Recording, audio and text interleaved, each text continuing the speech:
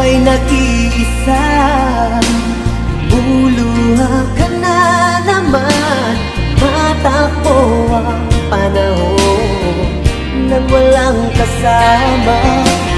O napapagod